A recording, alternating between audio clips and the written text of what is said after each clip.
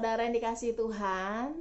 Senang sekali rasanya bisa kembali bertemu nih dalam doa pagi online GKI Samanhudi. Sekalipun kita dari rumah masing-masing, tapi saya berharap kita semua berada dalam keadaan yang baik, dalam keadaan yang sehat. Dan dalam segala keterbatasan yang kita miliki, tetap mengucap syukur kepada Tuhan.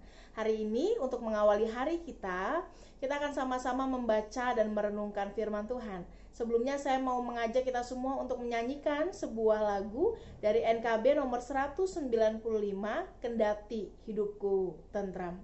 Sebuah kidung yang menceritakan tentang pengalaman iman, tentang siapa Tuhan yang senantiasa memimpin dan menopangnya dalam keadaan terberat sekalipun. Kita akan menyanyikan lagu ini bersama-sama.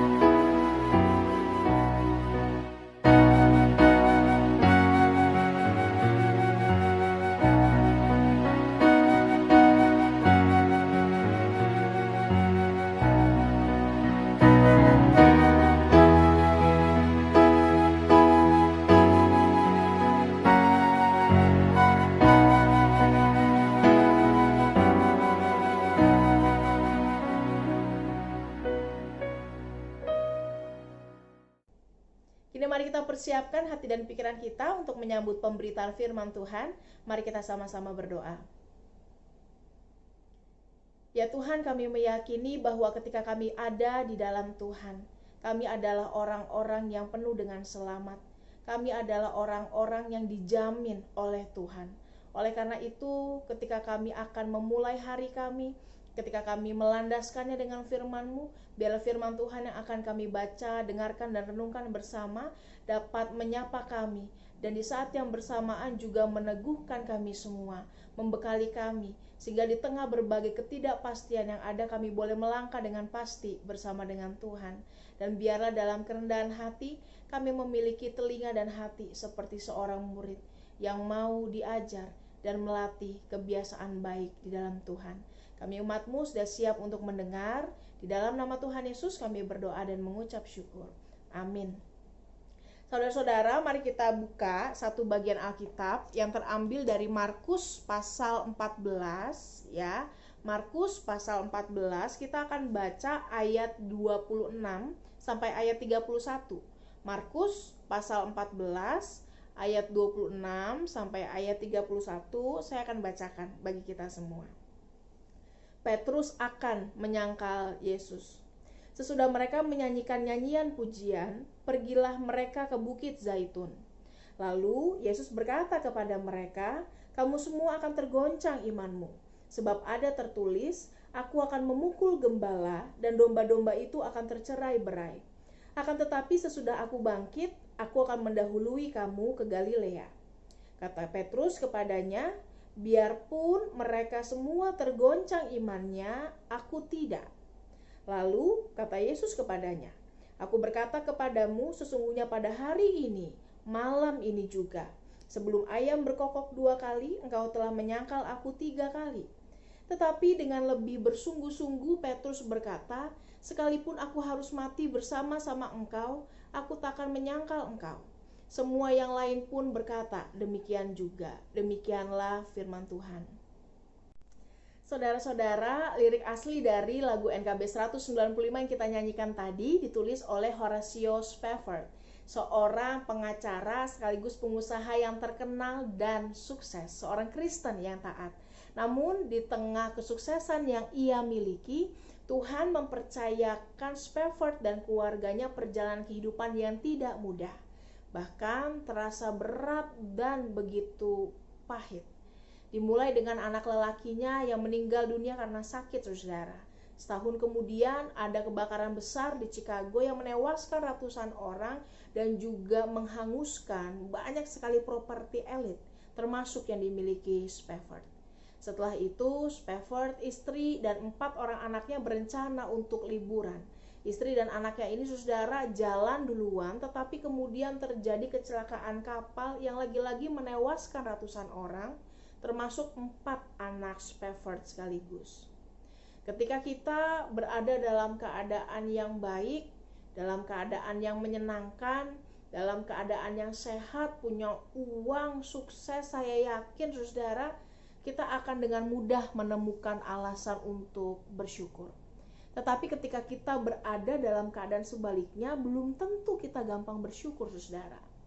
Ketika kita berada dalam keadaan yang sulit, sakit, gak punya uang, punya banyak masalah, berada dalam situasi konflik, mengalami kesepian, tidak harmonis, dan lain sebagainya, saudara, bisa jadi tidak hanya sulit untuk menemukan alasan bersyukur, tetapi orang kemudian bisa saja dengan mudah memilih untuk meninggalkan Tuhan, mempertanyakan Tuhan, mempertanyakan hidupnya. Tidak mudah untuk bersyukur dalam situasi yang berat. Tidak mudah untuk tetap percaya dalam situasi yang begitu menekan dan melukai. Tidak mudah untuk tetap setia dan bergantung kepada Tuhan ketika kenyataan yang kita hadapi membuat iman kita terguncang. Tetapi yang menarik, saudara, dari lirik lagu yang kita nyanyikan tadi, ini menjadi sebuah penghayatan iman yang besar yang dimiliki oleh Spafford, yang mau mengatakan bahwa sekalipun ada banyak kesulitan yang datang menggulung seperti ombak, maka dia meyakini bahwa apa yang Tuhan izinkan terjadi dalam kehidupannya ada dalam rancangan baik Tuhan. Sehingga dia mengatakan, "It is well with my soul." Gak apa-apa, oke, gitu ya. Jiwaku ini penuh dengan selamat. It is well with my soul. Tuhan mengajarnya untuk tetap bersaksi teguh, untuk tetap mengimani Tuhan, justru dalam keadaan yang sangat-sangat berat sekalipun. Saudara, tetap setia kepada Tuhan dalam keadaan yang berat menjadi tantangan bagi setiap orang beriman. Tetap bergantung dan bersyukur menjadi sebuah tantangan yang tidak mudah ketika kita diperhadapkan pada hal-hal yang membuat kita bergumul dengan kehidupan ini. Tetapi memang sejatinya orang beriman itu, saudara, tidak melulu dalam keadaan yang segar, tidak melulu berada dalam keadaan yang kalau tanaman itu hijau terus, saudara. Enggak. Ada masa di mana hal-hal yang berat itu membuat kita mungkin menjadi layu dan kering. Karena memang sejatinya kita adalah orang yang rapuh, kita adalah orang yang terbatas. Tetapi sekalipun demikian, bukan berarti kita bisa menyerah pada kerapuhan dan keterbatasan itu. Kita rapuh dan terbatas, oke, kita terima, tetapi bukan untuk menyerah dan tunduk pada hal itu. Justru dalam kerapuhan dan keterbatasan, kesadaran kita harus masuk dalam diri ini, saudara, untuk bergantung pada sosok yang jauh lebih besar dari diri kita, pada Sang Pemilik dan Pengatur kehidupan, dan itu adalah Allah. Kita rapuh, kita terbatas, justru karena itu kita harus makin bergantung kepada Tuhan. Kita tidak mudah menjalani hidup ini, justru itu kita harus menyerahkan diri pada Sang Pemilik kehidupan. Oleh karena itu, saudara, hari ini kita akan belajar dan melihat bagaimana kemudian hal berat yang dialami oleh seseorang bisa memengaruhi respons mereka di dalam mengikut Tuhan, sekalipun orang tersebut mengaku sebagai orang beriman yang mengasihi Tuhan. Hari ini kita membaca satu bagian Alkitab yang terambil dari Markus, saudara, bercerita tentang Petrus yang akan menyangkal Yesus. Saya mau mengajak kita untuk memerhatikan secara khusus ayat yang ke-27, dikatakan demikian. Lalu Yesus berkata kepada mereka, "Kamu semua akan tergoncang imanmu, sebab ada tertulis, Aku akan memukul gembala dan domba-domba itu akan tercerai-berai." Saudara, kehidupan murid-murid Yesus memasuki fase yang penuh dengan tantangan ketika Yesus mengerjakan karya keselamatan di kayu salib. Yesus tahu betul bahwa perjalanan menuju salib itu bukanlah sesuatu yang mudah untuk diterima oleh para murid. Sekalipun yang mengalami langsung dalam tanda kutip di salib itu kan Yesus, saudara, gitu ya. Murid-murid menyaksikan peristiwa itu, tetapi itu tetap menjadi hal yang tidak mudah untuk dijalani dan diterima oleh para murid. Oleh karena itu tidak heran kalau Yesus kemudian mempersiapkan mereka untuk bisa sama-sama memahami apa yang akan dijalani, memahami jalan salib yang akan Yesus tempuh. Yesus mengatakan akan ada masa di mana gembala itu akan dipukul, saudara. Dipukul di sini berarti gembala itu akan diserang, akan dihantam, akan dibunuh. Gembala yang biasanya menjaga dan melindungi para domba akan berada dalam titik yang begitu menyakitkan, gitu ya. Dalam keadaan yang begitu berat, dan ketika itu terjadi, domba-domba akan tercerai-berai. Kenapa tercerai-berai, saudara? Karena salib itu, jalan menuju salib itu akan mengguncang iman mereka. Mengguncang iman di sini, saudara, tidak hanya karena salib itu berarti hukuman yang sangat-sangat rendah, gitu ya, hanya untuk penjahat banget begitu ya. Tetapi juga di saat yang bersamaan ketika Yesus mengatakan ini akan mengguncang imanmu, itu berarti salib, jalan yang Yesus tempuh itu akan menjadi dalam tanda kutip, saudara, batu sandungan, rintangan yang membuat para murid bisa tersandung dan jatuh, yang bisa membuat para murid tertarik atau terpikat oleh dosa. Jalan salib itu bisa membuat para murid mulai mempertanyakan dan meninggalkan, mengabaikan Allah, Tuhan yang harusnya mereka percaya dan taati. Jalan salib itu dikatakan mengguncang iman karena bisa membuat orang mempertanyakan otoritas Allah. Dari saat yang bersamaan menyebabkan seseorang, murid-murid itu menghakimi Tuhan. Ya, bisa menyebabkan mereka menjadi marah dan memiliki ketakutan yang besar karena ketidakadilan yang terjadi di depan mereka. Yesus tahu bahwa jalan salib itu sesuatu yang berat untuk ditanggung oleh para murid. Karena itu Yesus mengatakan imanmu akan tergoncang, ya. Engkau akan tersandung. Kenapa? Karena para murid belum memahami dengan betul apa misi yang Yesus kerjakan di tengah dunia. Para murid akan menjadi orang-orang yang tercerai-berai. Akan ada banyak sekali domba-domba yang tercerai-berai. Tercerai-berai di sini, saudara, memiliki arti yang sangat menarik. Yang tidak hanya berbicara mengenai para murid yang akan menyebar begitu ya, tetapi juga akan membubarkan diri dalam tanda kutip.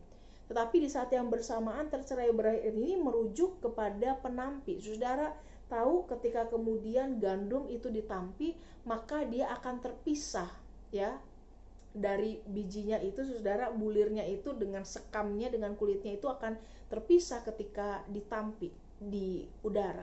Ini mau menunjukkan bahwa keadaan tercerai-berai itu adalah keadaan di mana mereka kemudian akan dipisahkan, saudara, gitu ya. Akan dipisahkan antara orang yang memang percaya kepada Tuhan dan tidak. Orang yang memang beriman kepada Tuhan dan tidak. Ini bukanlah pilihan yang mudah untuk dialami para murid. Ketika Yesus tahu, saudara, ini akan menggoncang iman mereka sedemikian rupa, Yesus menunjukkan apa yang akan terjadi kepada mereka dalam waktu-waktu mendatang. Tetapi Petrus dalam keyakinan imannya yang besar, dalam kepedean yang luar biasa, saudara, mengatakan biarpun mereka semua tergoncang imannya, maka aku tidak. Ya, Petrus ini orang murid Yesus, saudara, yang luar biasa, tidak hanya reaktif tetapi juga pede jaya begitu ya. Ia berpikir bahwa ia berbeda dari murid-murid yang lain. Tetapi Yesus menunjukkan sebuah kenyataan yang akan terjadi kemudian. Yesus mau membenturkan penghayatan iman yang diucapkan oleh Petrus dengan kenyataan yang segera akan terjadi. Ia mau menunjukkan bahwa perkataan, penyataan iman yang Petrus nyatakan di depan Yesus dan murid-murid yang lain tidak lahir dari iman yang benar-benar matang di dalam Tuhan. Sehingga Tuhan akan mengatakan, gak usah nunggu lama, nanti kamu juga akan menyangkal. Kamu akan meninggalkan aku, tidak akan mengakui hubungan yang dimiliki oleh Yesus dan Petrus. Tetapi di sini, saudara, dikatakan bahwa dengan lebih bersungguh-sungguh, secara luar biasa, dengan istilahnya terlalu dan amat yakin ya. Sebelumnya udah yakin, sekarang makin yakin. Dia mengatakan, sekalipun aku harus mati bersama-sama engkau, aku tidak akan menyangkal engkau. Dan dijelaskan, saudara, para murid yang lain juga mengatakan demikian. Tetapi kita melihat dengan jelas bahwa dalam peristiwa kematian Yesus, mereka akhirnya menyangkal Yesus. Mereka bahkan bersembunyi, takut untuk mengakui imannya, untuk menyatakan siapa diri mereka. Mereka bersembunyi dalam ruang-ruang yang terkunci. Mereka tidak mau menyatakan dirinya sebagai pengikut Yesus. Sebuah keadaan yang begitu ironi, sangat kontras dengan apa yang menjadi keyakinan iman mereka. Saudara, apa yang menjadi tekad yang dinyatakan oleh Petrus menunjukkan kepada kita bahwa di dalam beriman, kita tidak hanya cukup mengatakan hal-hal yang kita pikirkan tentang Tuhan. Tekad atau penyataan iman adalah sesuatu yang teruji dalam seluruh perjalanan kehidupan kita. Oleh karena itu, saudara, apa yang kemudian terjadi dalam kisah kita pada hari ini mau mengingatkan bahwa hal-hal yang mengguncang kita, gitu ya, hal-hal yang sulit kita terima, hal-hal yang terasa berat kita terima, pada akhirnya yang memang bisa membuat kita mempertanyakan Tuhan, pada akhirnya bisa menjadi batu sandungan buat kita, pada akhirnya bisa membuat kita marah atau shock, membuat kita mempertanyakan otoritas Tuhan. Tetapi Tuhan mau menunjukkan hal yang sederhana, bahwa dalam kerapuhan tersebut, setiap kita bisa memilih untuk terus tersandung, untuk terus jatuh, atau ketika sudah jatuh kita memilih untuk bangkit lagi. Kehidupan para murid menunjukkan dengan jelas bagaimana salib itu membuat mereka tersandung sedemikian rupa. Tetapi ketika mereka tahu dengan betul, dengan jelas siapa yang mereka imani, salib itu justru menjadi dasar yang menguatkan mereka untuk melangkah dengan pasti bersama dengan Tuhan. Apa yang Yesus sudah dan akan terus kerjakan membuat mereka menjadi para murid yang berbeda. Para murid yang memang rapuh, tetapi juga di saat yang bersamaan adalah orang-orang yang kuat. Orang-orang yang berdosa, tapi di saat yang bersamaan berkomitmen untuk bisa terus membersihkan diri. Orang yang lemah, tetapi di saat yang bersamaan mereka adalah orang-orang yang kuat. Saudara, mungkin dalam perjalanan kehidupan kita, ketika kita mengalami hal-hal yang berat, kita juga memberikan respons yang tidak baik kepada iman kita, ya. Kita mungkin menunjukkan respons yang tidak oke kepada Tuhan. Tetapi mari dalam kisah ini kita melihat bahwa hal-hal yang mengguncang kita, pada akhirnya ketika kita letakkan di dalam iman percaya kita kepada Tuhan, di saat yang bersamaan justru bisa menjadi saat yang menguatkan kita sedemikian rupa. Sesuatu yang bisa mengguncang iman kita, di saat yang bersamaan bisa membuat kita semakin teguh dan kuat bergantung di dalam Tuhan. Oleh karena itu, jangan pernah menjual iman kita. Jangan pernah melepaskan tangan kita dari Tuhan. Jangan pernah melepaskan iman kita, karena apa yang Tuhan lakukan sejak dulu, sekarang hingga masa depan membuktikan kepada kita bahwa sebagai pemilik dunia, pengatur kehidupan, kita semua ada di dalam proses yang Tuhan izinkan terjadi. Proses baik yang Tuhan izinkan untuk membentuk dan mempertajam diri kita. Petrus memang menyangkal Yesus, tetapi Petrus yang sama juga memberitakan Injil kepada banyak sekali orang. Kita mungkin jatuh, tetapi kita yang sama bisa memilih untuk bangkit dan melangkah bersama dengan Tuhan.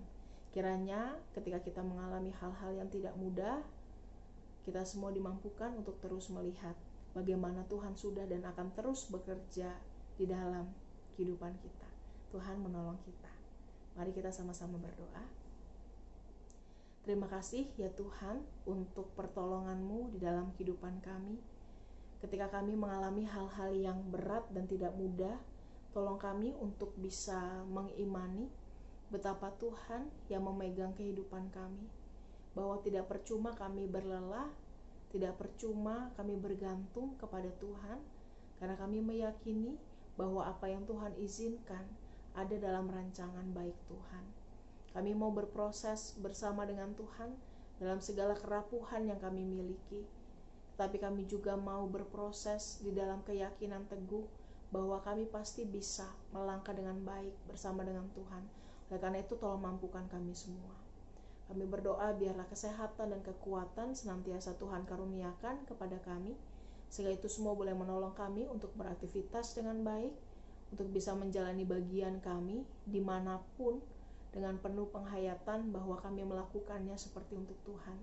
Kami berdoa secara khusus bagi rekan-rekan kami yang saat ini sedang menderita di dalam kehidupannya, di dalam kesedihannya, bagi rekan-rekan kami yang berada di daerah bencana, mereka yang kemudian saat ini berjuang untuk membangun kembali kehidupannya dari segi perekonomian, setiap keluarga yang berduka karena bencana tersebut, juga untuk keluarga yang berduka karena keluarganya meninggal di dalam tenggelamnya kapal Nanggala yang lalu. Kami juga berdoa bagi mereka yang berjuang dalam kehidupannya untuk menghadirkan banyak sekali kebaikan, mereka yang berada di daerah konflik, mereka yang berjuang di dalam kemiskinan, setiap orang yang juga bergumul dengan pekerjaan dan kehidupannya, setiap kami dalam seluruh pergumulan kami. Tuhan kiranya senantiasa peliharakan, mampukan kami semua untuk bisa tetap beriman dan percaya penuh kepada Tuhan, dan di saat yang bersamaan juga memberi diri untuk menolong orang-orang yang ada di sekitar kami, untuk bisa sama-sama saling membangun dan menopang satu dengan yang lain. Kami menyerahkan seluruh kehidupan kami, setiap perencanaan kami ke dalam tangan-Mu. Biarlah Tuhan senantiasa menolong dan menopang kami. Di dalam nama Tuhan Yesus kami berdoa dan mengucap syukur. Amin. Selamat menjalani hari, Tuhan Yesus berkati. Bagi Bapak Ibu yang memiliki pergumulan khusus dan ingin didoakan, bisa menghubungi rekan-rekan pendeta di nomor berikut.